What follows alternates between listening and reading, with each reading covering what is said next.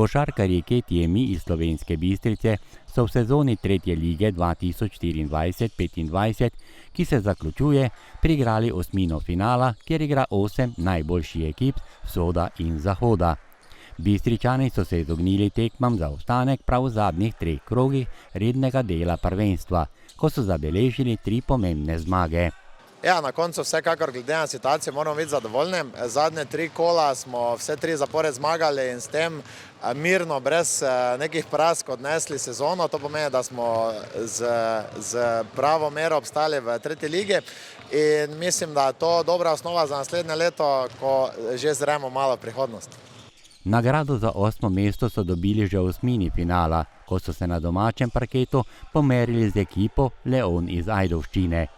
Odlični Primorci so v Slovenski Bistrici demonstrirali košarkarsko igro, ki je v našem mestu že dolgo nismo videli.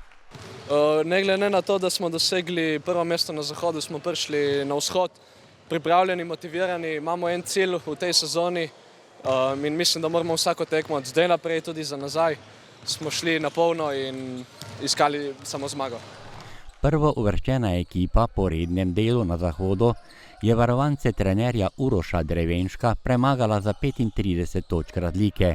Na koncu je bilo 48 proti 83. Sledi še povratna tekma v Ajdovščini, ki pa bo samo še formalnost. Všečni košarkarji iz Primorske so si tako že v Slovenski Bistrici priigrali prvi korak do željenega finala. To bi bil en velik korak po dolgih letih. Iz 3. lige priti v 2. ligo, kar si želimo že dosti časa in bila bi velika motivacija tudi za ostale lokalne, mlajše selekcije kluba, motivacija in tako naprej. Favorizirani Ajdovci so prvo četrtino dobili 27 proti 9. V tekmi so povedli kar s 15 proti 0. Izstopala pa je trojka Martina Bajca.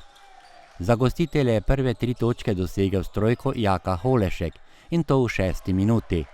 V naslednjih 2 minutah pa je z 2 trojkama Tim Dokl domače približal na 9 proti 15. S fanti smo se trudili, sicer nismo prav stopili v tekmo, nismo pokazali pravega obraza, verjamem, da bi lahko boljše igrali, ampak tako je pač prišlo. Na plus 18 točk za goste po prvi četrtini je s trojkama postavil Rade Rodič. V drugi četrtini je vodstvo gostov po 3 minutah znašalo z rezultatskega vidika že 37 proti 9. Prvi kos za domače pa je v drugi četrtini dosegel Nikola Dizdarević. K 8 točkam, ki so jih dosegli v tej četrtini, je svoje dodal izkušeni Edis Mahmutović. Košarkarji Ajdovščine so na odmor odšli s prednostjo 29 točk, rezultat 17 proti 46. Po prvi četrtini smo naredili kar veliko razliko in to je bil sam še večji motiv za naprej.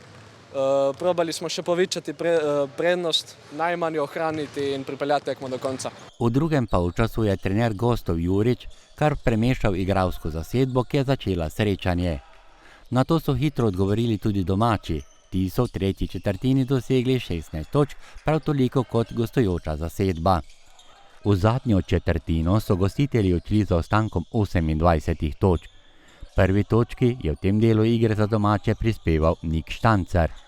Pri gosti pa je v tem delu svoje dodal tudi njihov najboljši strelec na tej tekmi s 13 točkami Vojin Ivković. Za gostitelje pa je zadnjih 5 točk za skupno 48 na tem srečanju prispeval Vid Lončarič. Največ košev pri domačih 12 pa je dosegel Tim Dokl. Najprej čestitam Ajdovščini za zasluženo zmago. S tekmo ne moramo biti zadovoljni, pa ne toliko z rezultatom, ki dejansko pokazuje kar realno sliko, ampak bolj z našimi nekimi situacijami na parketu, ker znamo dosti boljše. Ampak vsekakor še enkrat res čestitke Ajdovščini, mislim, da so glavni kandidat za 2. ligo in upam, da bodo dobro odigrali naprej.